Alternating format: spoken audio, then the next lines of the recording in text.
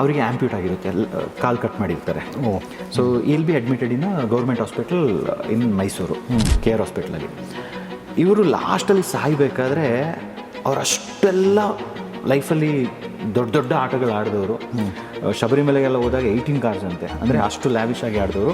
ಆ ಲಾಸ್ಟ್ ಮೂಮೆಂಟಲ್ಲಿ ಕಣ್ಣಲ್ಲಿ ಬರೀ ಒಂದು ರಿಗ್ರೆಟ್ಸ್ ಇತ್ತು, ಕಣ್ಣೀರು. ನನ್ನ ಮಗನಿಗೆ ನಾನೊಂದು ಸೈಕಲು ತೆಗೆದುಕೊಡೋಕ್ಕಾಗಿಲ್ಲ, ಅವನಿಗೆ ಯಾವಾಗ ಬೇಕಿತ್ತು ಆವಾಗ. ಎಂಥ ಚೆನ್ನಾಗಿದೆ ನೋಡಿ ಆ ವಿಚಾರ. ಏನು ಬಿಲ್ ಕಳಿಸುತ್ತೆ ನಿಮಗೆ ಏನು ಮಾಡುತ್ತೆ ಬಿಲ್ ಕಳಿಸುತ್ತೆ ಅಂದರೆ ನಿಮ್ಮ ಹೆಲ್ತ್ ಕೊಲ್ಯಾಪ್ಸ್ ಆಗುತ್ತೆ. ನೀವು ಹಾಕಿರೋ ದುಡ್ಡೆಲ್ಲ ನೀವು ಹಾಸ್ಪಿಟ್ಲಿಗೆ ಸುರಿತೀರಾ, ಇಲ್ಲ ಅಂದರೆ ನಿಮ್ಮ ಇಡೀ ದುಡ್ಡು ಹೋಗುತ್ತೆ. ಬಿಕಾಸ್ ನೀವು ಬಿಸ್ನೆಸ್ ಲಾಸ್ ಮಾಡ್ಕೋತೀರಾ. ಕೂದಲು ತೆಗೆಸ್ಬಿಡ್ತೀನಿ, because I don't want to come in front of camera. ಅದು ಏನಿಲ್ಲ, ಫುಲ್ ಕೂದಲು ತೆಗೆಸಿ ಬೇರ್ ಫುಟ್ ವಾಕ್ ಮಾಡೋಕ್ಕೆ ಸ್ಟಾರ್ಟ್ ಮಾಡ್ತೀನಿ. ಈ ಬೇರ್ ಫುಟ್ ವಾಕ್ ಅಂದರೆ ಕಾಡಲ್ಲಿ ನಾನು ಚಿಕ್ಕವನಾಗಿದ್ದಾಗ ಎಲ್ಲೆಲ್ಲಿ ಆಡ್ತಾಯಿದ್ದೆ, ಅದೇ ಮರದ ಹತ್ರ, ಅದೇ ನೀರ ಹತ್ರ, ಅದೇ ಗದ್ದೆ ಹತ್ರ, ಅಲ್ಲಿ ಹೋಗಿ ಒಬ್ಬೊಬ್ಬನೇ ಕೂತ್ಕೊಳ್ಳೋದು. ಆಗ ನಾನು ಡಿಕೋಡ್ ಮಾಡೋಕ್ಕೆ ಸ್ಟಾರ್ಟ್ ಮಾಡಿದೆ. ಈಗ ನಮ್ಮ ತಂದೆ ಅಷ್ಟೆಲ್ಲ ಮಾಡಿ ಯಾಕೆ ಫೇಲ್ ಆದರು, ನಾನು ಇಷ್ಟೆಲ್ಲ ಮಾಡಿ ಪುನಃ ನಾನು ಯಾಕೆ ಫೇಲ್ ಆದೆ? I think there is something lesson ಏನೋ ಕಲಿತಾ ಇದ್ದೀನಿ ಹೇಳಿ. ದೆನ್ ಐ ಅಂಡರ್ಸ್ಟುಡ್ ನಮ್ಮ ಅಪ್ಪನೂ ಈ ಥರ ಆದರು, ಇವರು ಈಗ ಈ ಥರ ಆಗ್ತಾ ಇದ್ದಾರೆ ಅಂತ. ರೀಸೆಂಟಾಗಿ ಆ ಶೂಟ್ ಮಾಡ್ಕೊಂಡಿರುವಂಥ ಉದ್ಯಮಿ. ಸೊ ಇದೆಲ್ಲ ನೋಡಿದಾಗ lot of 90+% people are suffocating. ಈಗ ಒಂದು ಕ್ಯಾಬ್ ಡ್ರೈವರ್ ಎಕ್ಸಾಂಪಲ್ ತಗೊಂಡ್ರು, ನಾನು ಇವತ್ತು ಹೋಗ್ಬಿಟ್ಟು 10,000 ದುಡಿಬೇಕು ಅಂತ ಹೊರಡ್ತಾರಲ್ಲ, ಅವ್ರಿಗೆ 10,000 ದುಡಿಯೋಕ್ಕಾಗಲ್ಲ, ಎಲ್ಲೋ ಒಂದು ಕಡೆ ಅದು ಮುಟ್ಟೋಕ್ಕಾಗಲ್ಲ. ಅದೇ ನಾನು ಇವತ್ತೊಂದು 20 ಜನರಿಗೆ ಹೆಲ್ಪ್ ಮಾಡಬೇಕು ಅಂತ ಹೊರಡ್ತಾರಲ್ಲ ಮನೆಯಿಂದ, ಆಟೋಮೆಟಿಕ್ 10,000 ಅಲ್ಲ 20,000 ಆಗಿರುತ್ತೆ. So it's a mind set shift. So first rule ಇದು ನನಗೆ ಕೆಲವು ಸತಿ ನಮ್ಮ ಅಮ್ಮ ಹೇಳ್ತಾರೆ, ನೀನು ನಿನ್ನ ವಯಸ್ಸಿಗಿಂತ ಜಾಸ್ತಿ ಕಷ್ಟಪಟ್ಟುಬಿಟ್ಟಿದ್ಯಾ ಅಂತ. I have done that because ನನ್ನ ಅಮ್ಮನಿಗೊಂದು ಒಳ್ಳೆಯ ಲೈಫ್ ಕೊಡುವ ಅಂತ. ಬಟ್ ಅದು ಎಷ್ಟೋ ವರ್ಷ ಆಗಲಿಲ್ಲ. Now she is happy. Mind blowing, to say in simple words, it's mind blowing. Bhajan ಭಾಳ ಚೆನ್ನಾಗಿ ಹೇಳಿದ್ರಿ. ನೀವು ಯಾರೋ ಅವ್ರು ಯಾರೋ, ಮಕ್ಕಳು ಬೆಳೀತಾರೆ, ನಮ್ಮಪ್ಪ ಏನೋ ದುಡಿದನ ಮಾಡಿದಾನ ಕಣ, ಮಜಾ ಮಾಡೋಣ ಅಂತ ಅವನು ಫಾರಿನ್ಗೋ ಎಲ್ಲೋ ಹೋಗ್ತಾನೆ, ಅಥವಾ ಅವ್ನು ಪಾರ್ಟಿ ಮಾಡ್ಕೊಂಡಿರ್ತಾನೆ. ಅಪ್ಪ ಅಂತ ಕರೆಯೋದೇ ಇಲ್ಲ ನಿಮ್ಮನ್ನು ಅವನು.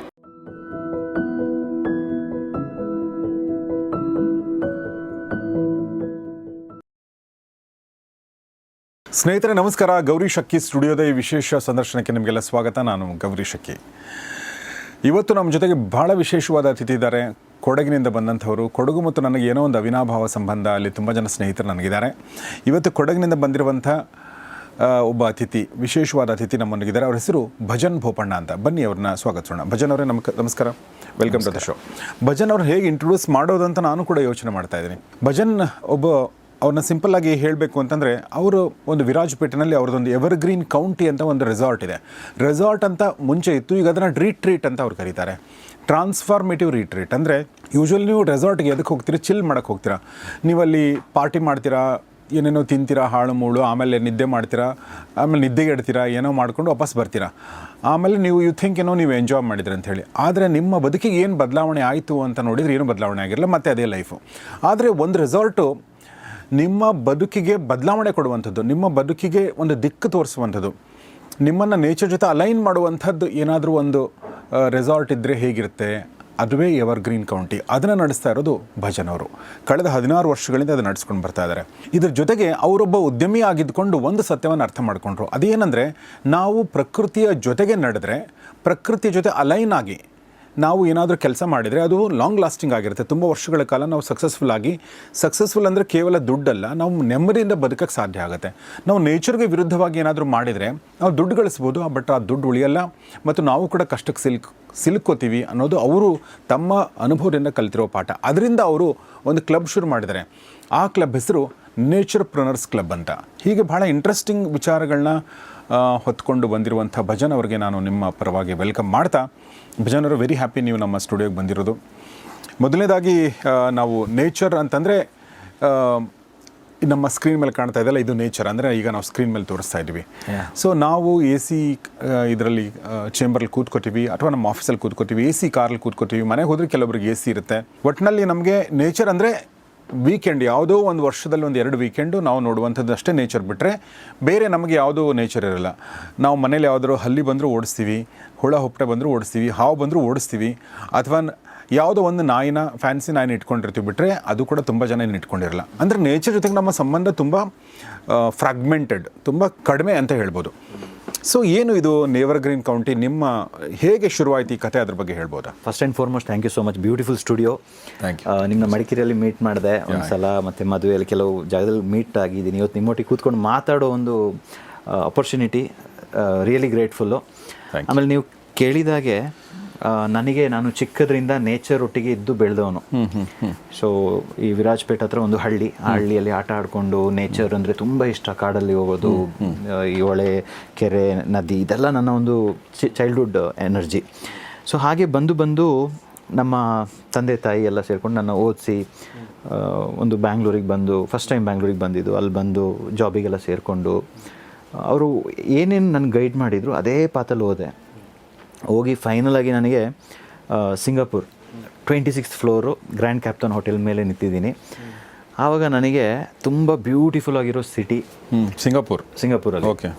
ಲಕ್ಸುರಿಯಸ್ ಲೈಫು, ಎಲ್ಲ ಫ್ಯಾಮ್ಲಿ, ಕಸಿನ್ಸು, ಫ್ರೆಂಡ್ಸು ಎಲ್ಲರೂ ಹ್ಯಾಪಿ. ಭಜನ್ ಅವರು ತುಂಬ ಸಕ್ಸಸ್ಫುಲ್ ಆಗಿದ್ದಾರೆ, ಒಳ್ಳೆ ಪೊಸಿಷನಲ್ಲಿದ್ದಾರೆ ಅಂತ ಹೇಳೋದು. ಬಟ್ ನನಗೆ ಒಳಗಡೆ ಏನೋ ಒಂದು ಮಿಸ್ಸಿಂಗ್ ಅಂತ ಅನಿಸ್ತಾ ಇತ್ತು.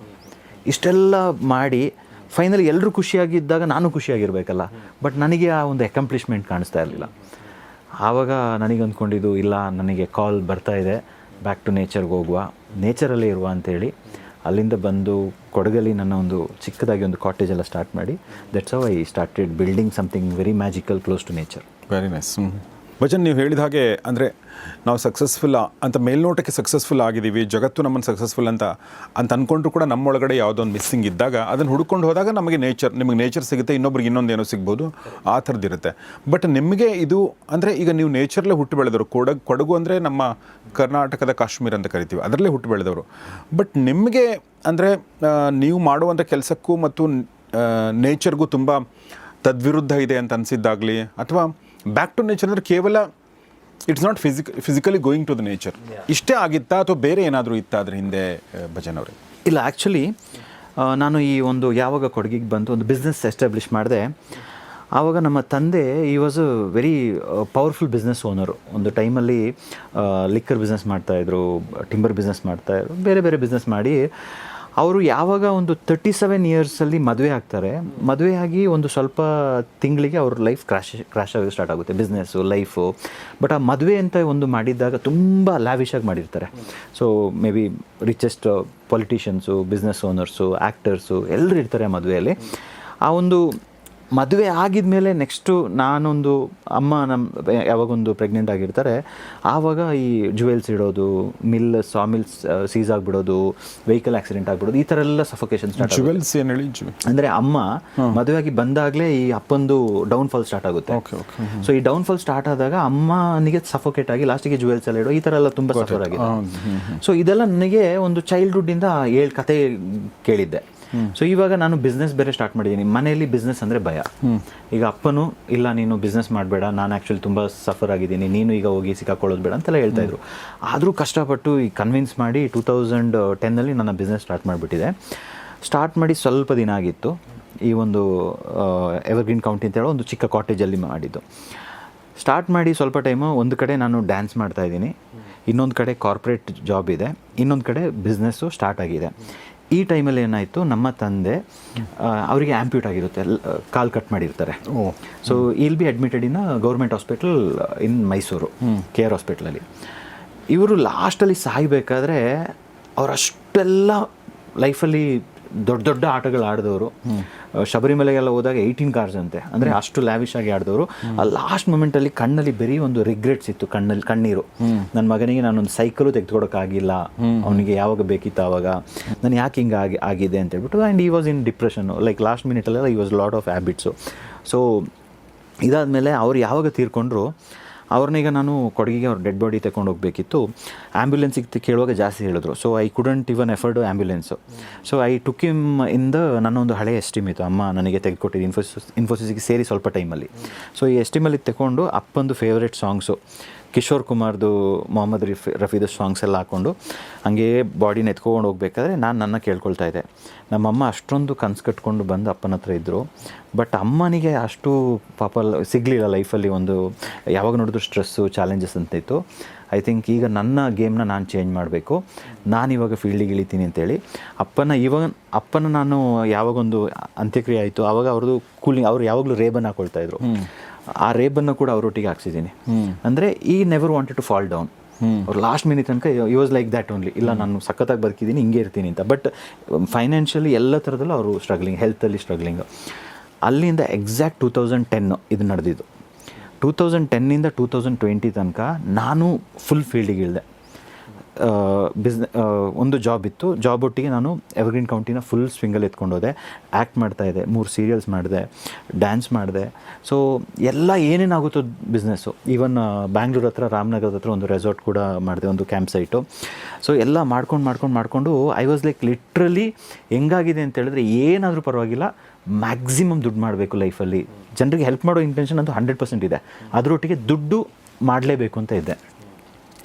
ಆದರೆ 2020 ಎಕ್ಸಾಕ್ಟ್ ನನ್ನ ಲೈಫಲ್ಲಿ ಏನಾಗುತ್ತೆ ಅಂತ ಹೇಳಿದ್ರೆ, ನಾನು ಮದುವೆ ಆಗಿರ್ತೀನಿ, ಮದುವೆ ಆಗಿ ವೈಫ್ ವಾಸ್ ಪ್ರೆಗ್ನೆಂಟು. ಅಷ್ಟು ವರ್ಷ ನಂದು ತುಂಬ ಸಫೋಕೇಶನ್ ಆಗ್ತಾ ಇರುತ್ತೆ, ಬೇರೆ ಬೇರೆ ದುಡ್ಡು ಬರ್ತಾ ಇರುತ್ತೆ, ದುಡ್ಡು ಹೋಗ್ತಾ ಇರುತ್ತೆ. ಅಲ್ಲಿ ನಾನು ವೈಫಿಗೆ ಹೇಳ್ತೀನಿ, ಇನ್ನೂ ನನ್ನ ಲೈಫ್ ಚೇಂಜ್ ಆಗುತ್ತೆ, so let me invest everything on the marketing. 2020 ನಮ್ಮ ಲೈಫ್ ಚೇಂಜ್. ಯಾಕಂದರೆ ನನ್ನ ಮಗು ಬೇರೆ ಹುಟ್ತಾ ಇದೆ. ಈಗ ಮಗು ಹುಟ್ಟಬೇಕಾದ್ರೆ I have to be really happy ಅಲ್ಲ, ನಾನು ಐ ಕಾಂಟ್ ಗೆಟ್ ಸಫೋಕೇಟೆಡ್ ಅಂತೇಳಿ ಅವರಿಗೆ ಪ್ರಾಮಿಸ್ ಮಾಡಿ. ಅವಳು ಹೇಳ್ತಾಳೆ, ಇಷ್ಟು ವರ್ಷ ನೀವು ತುಂಬ ಇದೇ ಹೇಳ್ತಾ ಇದ್ರಿ, ಸ್ಟಿಲ್ ಬಿಲೀವ್ ಯು ಅಂತೇಳಿ. ಇನ್ನೇನು ನಾನು ಬಿಸ್ನೆಸ್ ಮಾಡಬೇಕು, ಎಲ್ಲ ಇನ್ವೆಸ್ಟ್ ಮಾಡಿಬಿಟ್ಟಿದ್ದೀನಿ ಅಂತ ಹೇಳಬೇಕಾದ್ರೆ ಸಡನ್ನಾಗಿ ಬರುತ್ತೆ ಕೋವಿಡ್ ಬಂದಾಗ, ಒಂದು ಕಡೆ ನನ್ನದು ಗುರುಗಾಂವಲ್ಲಿ ಆಫೀಸ್ ಇರುತ್ತೆ, ಬ್ಯಾಂಗ್ಳೂರಲ್ಲೂ ಪ್ರೋಸೆಸ್ ನಡೀತಾ ಇರುತ್ತೆ ಆಫೀಸ್ದು, ಇಲ್ಲಿ ಮೈಸೂರಲ್ಲೂ ಒಂದು ಆಫೀಸ್ ಮಾಡಿಬಿಟ್ಟಿರ್ತೀನಿ. ಸೊ ಇವಾಗ ಎಲ್ಲ ಕ್ಲೋಸ್ ಮಾಡಿದ್ದೀನಿ. ಆದರೆ ಕ್ಲೋಸ್ ಮಾಡೋದಲ್ಲ, ಈಗ 1 ಕೋಟಿ ಹತ್ರ ಸಾಲ ಆಗಿಬಿಟ್ಟಿದೆ. ಸೊ ಇಷ್ಟೆಲ್ಲ ಬಿಸ್ನೆಸ್ ಮಾಡಿ, ಸರ್ಕಸ್ ಮಾಡಿ, ಎಲ್ಲ ಮಾಡಿ ಸಾಲ ಬೇರೆ ಇದೆ. ನಂದು ಬಾಡಿ ವೆಯ್ಟು 93 ಕಿಲೋಸು, ಹೈಯೆಸ್ಟ್ ಬಾಡಿ ವೆಯ್ಟಲ್ಲಿ ಇರ್ತೀನಿ. ಪ್ಲಸ್ ನನಗೀಗ ಹೆಲ್ತಲ್ಲೂ ಏನು ಮಾಡಬೇಕು ಅಂತ ಗೊತ್ತಿಲ್ಲ, ಎಲ್ಲ ಕಡೆಯಿಂದ ಟಾರ್ಚರ್ ಸ್ಟಾರ್ಟ್ ಆಗಿಬಿಡುತ್ತೆ. ಪ್ಲಸ್ ವೈಫ್ ಬೇರೆ ಪ್ರೆಗ್ನೆಂಟು. ಆ ಟೈಮಲ್ಲಿ ನಾನೇನು ಮಾಡ್ತೀನಿ, ಅಮ್ಮನಿಗೆ ಫೋನ್ ಮಾಡಿ ಹೇಳ್ತೀನಿ, ಅಮ್ಮ ನನಗೆ ಆಗ್ತಾಯಿಲ್ಲ, ಏನು ಮಾಡಬೇಕು ಅಂತ, ನಾನು ಬರ್ತೀನಿ, ನಾನೊಂದು 2-3 ತಿಂಗಳು ನೋಡ್ಕೊ, ನನ್ನ ವೈಫ್ನ ನೋಡ್ಕೊ ಅಂತ ಹೇಳ್ತೀನಿ. ಇಲ್ಲಿಂದೆಲ್ಲ ವೆಕೇಟ್ ಮಾಡ್ತೀನಿ, ಮೈಸೂರಿಂದ ಹೋಗಿ ಫೈನಲಿ ಕೊಡಗಿಗೆ ಹೋಗಿ ಎಲ್ಲ ವೆಂಡರ್ಸಿಗೆ ಕಾಲ್ ಮಾಡಿ ಹೇಳ್ತೀನಿ, ನನ್ನ ಹತ್ರ ಸ್ವಲ್ಪ ದಿನ ಏನೂ ಕೇಳಬೇಡಿ, ನನ್ನ ಹತ್ರ ದುಡ್ಡಿಲ್ಲ, ಯಾಕಂದರೆ ಗೌರ್ಮೆಂಟ್ ಆರ್ಡರು, ನನಗೇನು ಮಾಡೋಕ್ಕಾಗ್ತಾಯಿಲ್ಲ. ಬಟ್ 3 ಮಂತ್ಸ್ ಕಳೆದ್ಮೇಲೆ ಅಲ್ಲಿ ಕಮ್ ಬ್ಯಾಕ್ ಅಂತ ಟೀಮಿಗೆಲ್ಲ ಸೆಟ್ ಮಾಡಿ ಫಸ್ಟ್ ಹೋಗಿ ಕೂದಲು ತೆಗೆಸ್ಬಿಡ್ತೀನಿ. Because I don't want to come in front of camera, ಏನಿಲ್ಲ, ಫುಲ್ ಕೂದಲು ತೆಗೆಸಿ ಬೇರ್ ಫುಟ್ ವಾಕ್ ಮಾಡೋಕ್ಕೆ ಸ್ಟಾರ್ಟ್ ಮಾಡ್ತೀನಿ. ಈ ಬೇರ್ ಫುಟ್ ವಾಕ್ ಅಂದರೆ ಕಾಡಲ್ಲಿ ನಾನು ಚಿಕ್ಕವನಾಗಿದ್ದಾಗ ಎಲ್ಲೆಲ್ಲಿ ಆಡ್ತಾಯಿದ್ದೆ, ಅದೇ ಮರದ ಹತ್ರ, ಅದೇ ನೀರ ಹತ್ರ, ಅದೇ ಗದ್ದೆ ಹತ್ರ, ಅಲ್ಲಿ ಹೋಗಿ ಒಬ್ಬೊಬ್ಬನೇ ಕೂತ್ಕೊಳ್ಳೋದು. ಆಗ ನಾನು ಡಿಕೋಡ್ ಮಾಡೋಕ್ಕೆ ಸ್ಟಾರ್ಟ್ ಮಾಡಿದೆ. ಈಗ ನಮ್ಮ ತಂದೆ ಅಷ್ಟೆಲ್ಲ ಮಾಡಿ ಯಾಕೆ ಫೇಲ್ ಆದರು, ನಾನು ಇಷ್ಟೆಲ್ಲ ಮಾಡಿ ಪುನಃ ನಾನು ಯಾಕೆ ಫೇಲ್ ಆದೆ, I think there is something, lesson ಏನೋ ಕಲಿತಾ ಇದ್ದೀನಿ ಅಂತ ಹೇಳಿ then I understood.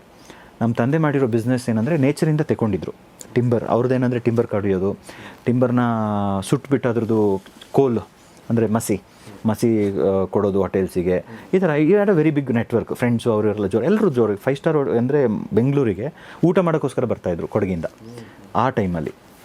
So I felt ನಾನು ಕೂಡ ಅಪ್ಪನಿಗೆ ಸಪೋರ್ಟ್ ಮಾಡಿದೆ ಅಂಥ ಬಿಸ್ನೆಸ್ಸಲ್ಲಿ. ಅಂದರೆ ಲಿಕ್ಕರು ಶಾಪ್ಸ್ ಎಲ್ಲ ಇತ್ತು.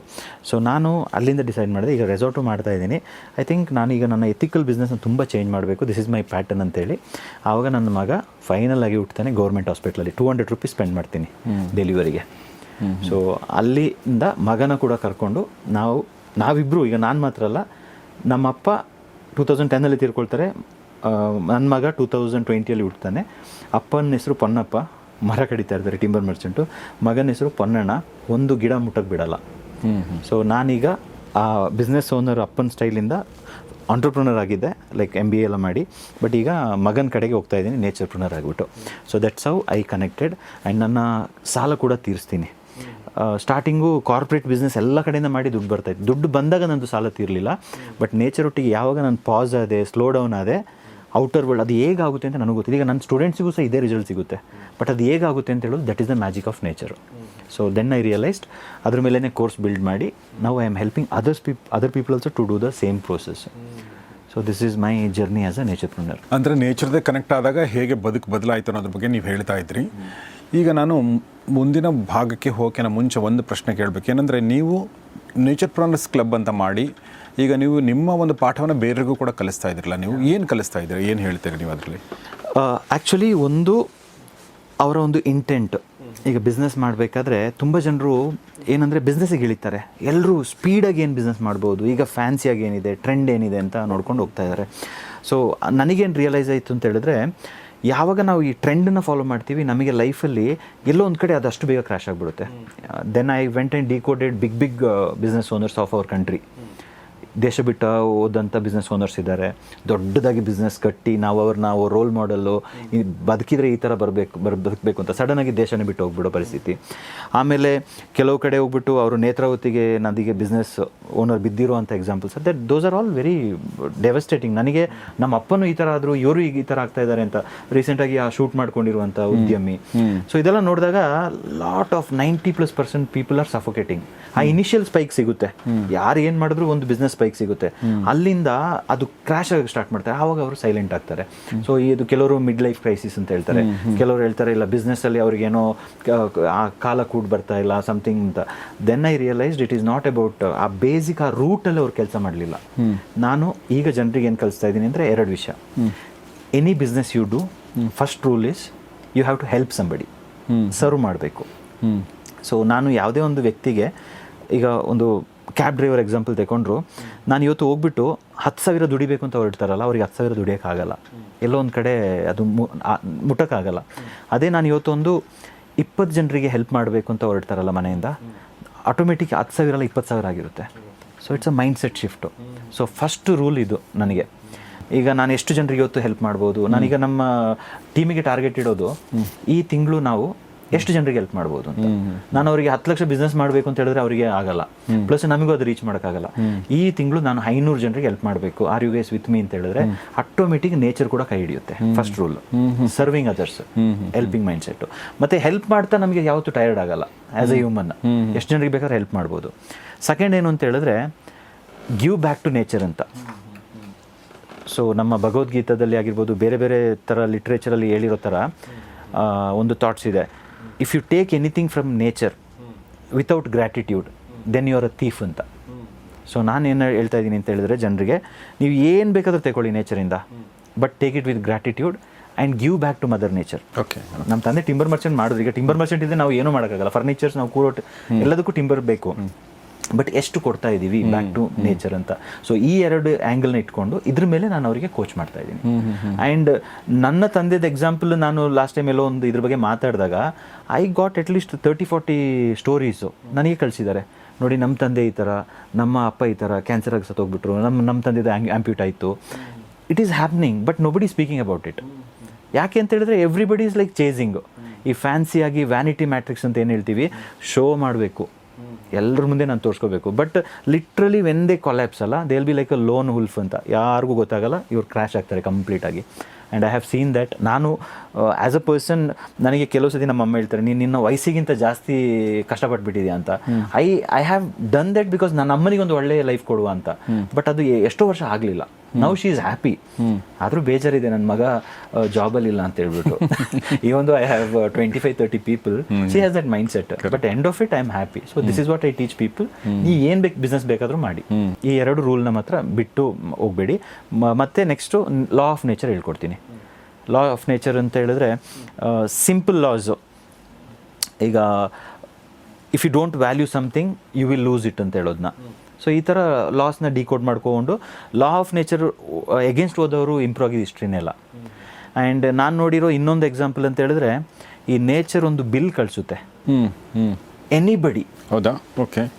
Nature will send a bill. ನೀವು ಎನಿ ಬಿಸ್ನೆಸ್ ಓನರ್ಸ್ ತಗೊಳ್ಳಿ, nature will send a bill. ಆ bill either you will get it on your health, wealth, ಇಲ್ಲ ರಿಲೇಷನ್ಶಿಪ್. ಇದು 3 ಬಿಲ್ 100% ಬರುತ್ತೆ. ನಮ್ಮ ತಂದೆಗೆ ವೆಲ್ತ್ ಮತ್ತು ಹೆಲ್ತಲ್ಲಿ ಸಿಕ್ತು, ರಿಲೇಷನ್ಶಿಪ್ಪಲ್ಲಿ ಸಿಕ್ಕಿಲ್ಲ ಕೆಲವರಿಗೆ. ಸೊ ಅದರಿಂದ ಅದು ಬಿಲ್ ಕಳಿಸೋದಕ್ಕಿಂತ ಮುಂಚೆನೇ ನಾವು ಸರೆಂಡರ್ ಆಗಿಬಿಟ್ರೆ. So this is what I decode. It's a very deep subject. Yeah, mind blowing, to say in simple words, it's mind blowing. Bhajan, ಭಾಳ ಚೆನ್ನಾಗಿ ಹೇಳಿದ್ರಿ. ಇದ್ರ ಬಗ್ಗೆ ಇನ್ನಷ್ಟು ಮಾತಾಡ್ತೀನಿ ನಾನು. ಬಟ್ ಇನ್ನೊಂದು ಸಲ ನಾನು ಅರ್ಥ ಮಾಡ್ಕೊಳ್ಳೋಕ್ಕೆ ಇನ್ನೊಂದು ಸಲ ರಿಪೀಟ್ ಮಾಡ್ತಾ ಇದ್ದೀನಿ, ಬೇಜಾರು ಮಾಡ್ಕೊಳ್ಬೇಡಿ. ನೋಡಿ, ಅಂದರೆ ಒಬ್ಬ ಆಟೋ ಡ್ರೈವರ್ ರಸ್ತೆಗೆ ಇಳಿತಾನೆ ಅಂತ ಅಂದ್ಕೊಳ್ಳಿ. ಓಕೆ, ಇಳಿದು ಇವತ್ತು 10,000 ಗಳಿಸ್ಬೇಕು ಅನ್ನೋ ಬದಲಾಗಿ ನಾನು 100 ಜನರಿಗೆ ಅವ್ರು ಏನು ಅಂದ್ಕೊಂಡಿದ್ದಾರೆ ಆ ಟೈಮಿಗೆ ನಾನು ಅವ್ರನ್ನ ಬಿಡ್ತೀನಿ, ಅವ್ರದ್ದೇನೋ ಅರ್ಜೆಂಟ್ ಇರುತ್ತೆ, ಏನೋ ಎಮರ್ಜೆನ್ಸಿ ಇರುತ್ತೆ, ಯಾರೋ ಪ್ರೆಗ್ನೆಂಟ್ ಇರ್ತಾರೆ, ಯಾವ ಕೆಲಸಕ್ಕೆ ಹೋಗ್ತಾನೆ, ಸ್ಟೂಡೆಂಟ್ ಇರ್ತಾರೆ, ಇವ್ರಿಗೆ ಹೆಲ್ಪ್ ಮಾಡ್ತೀನಿ ಅಂತ ಹೋದರೆ ಹೇಗೆ ಮೈಂಡ್ ಶಿಫ್ಟ್ ಚೇಂಜ್ ಆಗುತ್ತೆ ನೋಡಿ. ಆಮೇಲೆ ಅವ್ರನ್ನ ದುಡ್ಡು ಕೊಡಲ್ವ, ಕೊಡ್ತಾರೆ. But that is not the goal is to serve. ದುಡ್ಡು ಬರುತ್ತೆ. ಇದು ಅಂದರೆ ಅದೇ ಕೆಲಸ ಮಾಡ್ತಾರೆ, ನೋಡುವ ದೃಷ್ಟಿಕೋನ ಬೇರೆ ಆದರೆ ಕೆಲಸ ಕೂಡ ಮಾಡುವ ರೀತಿ ಕೂಡ ಬದಲಾಗುತ್ತೆ. ಎರಡನೇದು give back to nature. Okay, give back to nature ಅಂದರೆ ಏನು ಅರ್ಥ ನೋಡಿ, ಅಂದರೆ ಬೇಸಿಕಲಿ ಗ್ರೇಟ್ಫುಲ್ನೆಸ್. ಈಗ ನೋಡಿ, ನಮ್ಮ ರೈತರು ನಮ್ಮಲ್ಲಿ ನಮ್ಮ ಪೂರ್ವಜರನ್ನು ಗಮನಿಸಿದ್ರೆ ಗೊತ್ತಾಗ್ಬಿಡುತ್ತೆ. ನಮ್ಮ ಹಳ್ಳಿ ಊರಲ್ಲಿ ನಮ್ಮ ತಂದೆ ತಾಯಿಗಳು, ನಮ್ಮ ಚಿಕ್ಕಪ್ಪ ಎಲ್ಲ ರೈತರಿದಾರಲ್ಲ, ಅವರು ಭೂಮಿನ ಉಳೋಕ್ಕಿಂತ ಮುಂಚೆ ಪೂಜೆ ಮಾಡ್ತಾರೆ. ನಾವು ಕೇಳಿದಾಗ ಅದು ಏನು ಹೇಳೋದಂದರೆ, ಭೂಮಿಗೆ ಯಾಕೆ ನಾವು ಪೂಜೆ ಮಾಡ್ತೀವಿ ಅಂತಂದರೆ, ನಾನು ನನ್ನ ಒಂದು ಸ್ವಾರ್ಥಕ್ಕೋಸ್ಕರ ನಿನ್ನನ್ನು ಹೀಗೆ ಕೊರಿತಾ ಇದ್ದೀನಿ, ನಿನ್ನನ್ನು ನಾನು ಎಕ್ಸ್ಕವೇಟ್ ಮಾಡ್ತಾ ಇದ್ದೀನಿ, ನಿಂಗೆ ನೋವು ಕೊಡ್ತಾ ಇದ್ದೀನಿ ಬೇಸಿಕಲಿ, ಸೊ ಹೀಗಾಗಿ ನನಗೆ ಕ್ಷಮಿಸು, ಬಟ್ ನನಗೆ ಅನಿವಾರ್ಯ ಇದು. ಅದು ಏನು ಚೇಂಜ್ ಮಾಡುತ್ತೆ ಅಂದರೆ, ಅದು ತುಂಬ ಚೇಂಜ್ ಮಾಡುತ್ತೆ. ಏನು ಚೇಂಜ್ ಮಾಡುತ್ತೆ ಅಂದರೆ, ನಿಮ್ಮ ಮೈಂಡಲ್ಲಿ ಆ ಅಟಿಟ್ಯೂಡ್ ಇದ್ದರೆ ನೀವು ಎಂದೂ ಕೂಡ ಭೂಮಿನ ಮಿಸ್ಯೂಸ್ ಮಾಡ್ಕೊಳ್ಳಲ್ಲ, ಎಷ್ಟು ಬೇಕೋ ಅಷ್ಟು ಮಾಡ್ತೀರಾ. ಆಮೇಲೆ ಮೂರನೇದಲ್ಲಿ ಬರುತ್ತೆ, ಅದೇನು ಬರುತ್ತೆ ಗೊತ್ತಾ, ಗಿವ್ ಬ್ಯಾಕ್ ಟು ನೇಚರ್ ಅನ್ನೋದ್ರಲ್ಲಿ ನೀವು ಏನು ಫಾರ್ ಎಕ್ಸಾಂಪಲ್, ಈಗ ಅವ್ರ ಫಾದರ್ ಟಿಂಬರ್ ಮರ್ಚೆಂಟ್ ಆಗಿದ್ರು. ಟಿಂಬರ್ ಅಂದರೆ ಮರಗಳನ್ನ ಕಡಿತಾ ಇನ್ನೊಂದು ಕಡೆ ಮರಗಳನ್ನ ಬೆಳೆಸೋದಿದೆಯಲ್ಲ, ಅದು ಬರುತ್ತೆ ನಿಮಗೆ. ನಿಮ್ಮ ಹತ್ರ ಆ ಒಂದು ಏನೋ ಗಿವಿಂಗ್ ಬ್ಯಾಕ್ ಇರದೇ ಇದ್ದಾಗ ಬರೀ ತೊಗೊಳ್ಳೋದಷ್ಟೇ ಬರುತ್ತೆ. ನೀವು ತೊಗೊಳ್ತಾ ಇದ್ದಾಗ ಏನಾಗುತ್ತೆ ಹೇಳಿ, ನೇಚರ್ ಒಂದು ಬಿಲ್ ಕಳಿಸುತ್ತೆ. S, perfect. ಎಂಥ ಚೆನ್ನಾಗಿದೆ ನೋಡಿ ಆ ವಿಚಾರ. ಏನು ಬಿಲ್ ಕಳಿಸುತ್ತೆ ನಿಮ್ಗೇನು ಮಾಡುತ್ತೆ ಬಿಲ್ ಕಳಿಸುತ್ತೆ ಅಂದರೆ, ನಿಮ್ಮ ಹೆಲ್ತ್ ಕೊಲ್ಯಾಪ್ಸ್ ಆಗುತ್ತೆ. ನೀವು ಹಾಕಿರೋ ದುಡ್ಡೆಲ್ಲ ನೀವು ಹಾಸ್ಪಿಟ್ಲಿಗೆ ಸುರಿತೀರಾ. ಇಲ್ಲ ಅಂದರೆ ನಿಮ್ಮ ಇಡೀ ದುಡ್ಡು ಹೋಗುತ್ತೆ, ಬಿಕಾಸ್ ನೀವು ಬಿಸ್ನೆಸ್ಸಲ್ಲಿ ಲಾಸ್ ಮಾಡ್ಕೋತೀರಾ, ಬಿಕಾಸ್ ನೀವು ನೇಚರ್ನ ಫಾಲೋ ಮಾಡಿಲ್ಲ. ಇಲ್ಲ ಅಂದರೆ ನಿಮ್ಮ ಹತ್ರ ದುಡ್ಡು ಇದೆ, ಹೆಲ್ತ್ ಕೂಡ ಇದೆ, ನಿಮ್ಮ ಪ್ರೀತಿ ಪಾತ್ರ ನಿಮ್ಮನ್ನು ಬಿಟ್ಟು ಹೋಗ್ತಾರೆ. ಯಾಕೆ ಬಿಟ್ಟು ಹೋಗ್ತಾರೆ? ನೀವು ಅವ್ರಿಗೆ ಟೈಮೇ ಕೊಡಲ್ಲ. ನಿಮ್ಮ ವೈಫಿಗೆ ನೀವು ಟೈಮ್ ಕೊಡಲ್ಲ, ನಿಮ್ಮ ಮಕ್ಕಳಿಗೂ ಟೈಮ್ ಕೊಡಲ್ಲ. ಇನ್ ದ ಸೆನ್ಸ್ ಅವ್ರು ಬಿಟ್ಟು ಹೋಗ್ತಾರೆ ಅಂದರೆ ಡಿವೋರ್ಸ್ ಆಗುತ್ತೆ ಅಂತಲ್ಲ, ನಿಮ್ಮ ಜೊತೆಲೇ ಇರ್ತಾರೆ, ಆದರೆ ನಿಮಗೆ ಕನೆಕ್ಟೆಡೇ ಇರಲ್ಲ ಅವರು. ಎಕ್ಸಾಕ್ಟ್ಲಿ. ನೀವು ಯಾರೋ ಅವ್ರು ಯಾರೋ. ಮಕ್ಕಳು ಬೆಳೀತಾರೆ, ನಮ್ಮಪ್ಪ ಏನೋ ಮಾಡಿದಾನ ಕಣ, ಮಜಾ ಮಾಡೋಣ ಅಂತ ಅವನು ಫಾರಿನ್ಗೋ ಎಲ್ಲೋ ಹೋಗ್ತಾನೆ, ಅಥವಾ ಅವ್ನು ಪಾರ್ಟಿ ಮಾಡ್ಕೊಂಡಿರ್ತಾನೆ, ಅಪ್ಪ ಅಂತ ಕರೆಯೋದೇ ಇಲ್ಲ ನಿಮ್ಮನ್ನು ಅವನು. ಸೊ ಇಂಥ ಲೈಫ್ ಬೇಕಾ? ಇಂಥ ಲೈಫಿಗೆ ಏನು ಸಾರ್ಥಕತೆ ಇದೆ? ಏನೂ ಸಾರ್ಥಕತೆ ಇಲ್ವಲ್ಲ. ಇದನ್ನೇ ಭಜನ್ ಬೋಪಣ್ಣ ಅವ್ರು ಹೇಳ್ತಿರೋದು. ಭಾಳ ಚೆನ್ನಾಗಿ ಹೇಳಿದರು. ಭಜನ್, ತುಂಬ ಥ್ಯಾಂಕ್ಸ್ ನಮ್ಮ ಜೊತೆಗೆ ಈ ವಿಚಾರಗಳನ್ನ ಶೇರ್ ಮಾಡಿದ್ರಿ. ಭಜನ್ ಬೋಪಣ್ಣ ಅವ್ರ ಜೊತೆಗೆ ನಾನು ಇನ್ನೂ ಒಂದಷ್ಟು ವಿಚಾರಗಳು ಮಾತಾಡ್ತೀನಿ. ಬಟ್ ಅದಕ್ಕಿಂತ ಮುಂಚೆ ಒಂದು ವಿಚಾರ ಹೇಳೋದೇನೆಂದರೆ, ಅವರ ಈ ನೇಚರ್ಪ್ರನರ್ಸ್ ಕ್ಲಬ್ ಬಗ್ಗೆ ಹೆಚ್ಚಿನ ಮಾಹಿತಿ ಬೇಕು ಅಂದರೆ ಅದರ ಒಂದು ಲಿಂಕನ್ನು ನಾನು ಡಿಸ್ಕ್ರಿಪ್ಷನಲ್ಲಿ, ಕಮ್ಯುನಿಟಿ ಪೇಜಲ್ಲಿ ಮತ್ತು ಕಮೆಂಟ್ ಬಾಕ್ಸಲ್ಲಿ ಹಾಕಿರ್ತೀನಿ. ಅವರು ಕಳೆದ 5 ವರ್ಷಗಳಿಂದ ಆ ಒಂದು ನೇಚರ್ಪ್ರನರ್ಸ್ ಕ್ಲಬ್ನ ಮೆಂಟೋರ್ ಆಗಿ ಅವರು ಏನು ಕೆಲಸ ಮಾಡ್ತಾ ಇದ್ದಾರೆ, ಅದರಲ್ಲಿ ನೀವು ಕೂಡ ಆ ಒಂದು ಕ್ಲಬ್ನ ಮೆಂಬರ್ ಆಗಿ ಆ ಒಂದು ಕೋರ್ಸ್ನ ಪಡ್ಕೊಳ್ಬೇಕು ಅಂದರೆ ದಯವಿಟ್ಟು ಆ ಒಂದು ಲಿಂಕನ್ನು ಪ್ರೆಸ್ ಮಾಡಿ ನೀವು ಅವ್ರ ಜೊತೆ ಕನೆಕ್ಟ್ ಆಗಿ ಅಂತ ನಾನು ಕೇಳ್ಕೊಳ್ತೀನಿ. ಓಕೆನಾ Bhajan? Yes, okay. So connect ಆದರೆ ನೀವು ಹೇಗೆ ಅವ್ರಿಗೆ ಹೆಲ್ಪ್ ಮಾಡ್ತೀರಾ ಅನ್ನೋದನ್ನು ನೀವು ಮುಂದಿನ ಭಾಗದಲ್ಲಿ ನನಗೆ ತಿಳಿಸಿ. ಎಸ್. ಸೊ ಅಷ್ಟು ಹೇಳ್ತಾ ಇವತ್ತಿನ ಎಪಿಸೋಡ್ ಮುಗಿಸ್ತಾ ಇದ್ದೀನಿ. ನಮ್ಮ ಜೊತೆ ಇಷ್ಟೊತ್ತು ಮಾತಾಡಿದ್ದಕ್ಕಾಗಿ ಭಜನ್ ಬೋಪಣ್ಣ ಅವರಿಗೆ ನಾನು ತುಂಬ ಧನ್ಯವಾದ ಹೇಳ್ತೀನಿ. Thank you very much. ನಮ್ಮ ಜೊತೆ ಇಷ್ಟೊತ್ತು ಮಾತಾಡಿದ್ರಿ. ಥ್ಯಾಂಕ್ಸ್ ಅಲಾಟ್ ಸ್ನೇಹಿತರೆ. ಇದು ನಿಮಗೆ ಒಂದು, ನಾವೇನು ರೇಸಲ್ಲಿದ್ದೀವಿ, ಆ ರೇಸ್ ಎಲ್ಲಿಗೆ ಓಡ್ತಾ ಇದ್ದೀವಿ ಅಂತ ಯೋಚನೆ ಮಾಡದೇ ಇದ್ದರೆ ನಾವು ಸುಮ್ಮನೆ ಓಡ್ತಾ ಇರ್ತೀವಿ. ಯಾಕಂದರೆ ನಮ್ಗಿಂತ ಮುಂದೆ ಯಾರೊಬ್ರು ಇದ್ದೇ ಇರ್ತಾರೆ, ನಾವು ಅವ್ರಿಗಿಂತ ಮುಂದೆ ಹೋಗ್ಬೇಕಂತ ಹೋಗ್ತೀವಿ, ಇನ್ನೊಬ್ರು ಯಾರೋ ಮುಂದೆ ಇರ್ತಾರೆ. ಅದು ಎಂಡ್ಲೆಸ್. ಓಕೆ, ಒಂದು ಕಡೆ ನಿಂತು ಯೋಚನೆ ಮಾಡ್ಕೊಂಡು ನೋಡಿದಾಗ ಗೊತ್ತಾಗುತ್ತೆ ಇದರಲ್ಲಿ ಅರ್ಥ ಇಲ್ಲ ಅಂಥೇಳಿ. ಆವಾಗ ಈ ಎಲ್ಲ ಯೋಚನೆಗಳು ಬರ್ತವೆ. ಈ ಥರ ರೇಸ್ ಮಾಡಿನೇ ಅರ್ಥ ಮಾಡ್ಕೊಂಡಿರುವಂಥದ್ದು ಈ ಪಾಠವನ್ನು ಭಜನ್ ಬೋಪಣ್ಣ ಅವರು. ಹೀಗಾಗಿ ಈ ಪಾಠದಲ್ಲಿ ಒಂದು ವ್ಯಾಲ್ಯೂ ಇದೆ ಅಂತ ಅನ್ಕೋತೀನಿ. ನಿಮ್ಮ ಅನಿಸಿಕೆಗಳನ್ನ ದಯವಿಟ್ಟು ಕಮೆಂಟ್ ಬಾಕ್ಸಲ್ಲಿ ತಿಳಿಸಿ. ನಿಮ್ಮ ಪ್ರಶ್ನೆಗಳಿದ್ದರೆ ಅದನ್ನು ಕೂಡ ತಿಳಿಸಿ. ನೋಡ್ತಾರೆ ಗೌರಿ ಶಕ್ಕಿ ಸ್ಟುಡಿಯೋ, ನೋಡ್ತಾರೆ ಒಳ್ಳೆಯ ಕಾರ್ಯಕ್ರಮಗಳನ್ನ. ನಮಸ್ಕಾರ.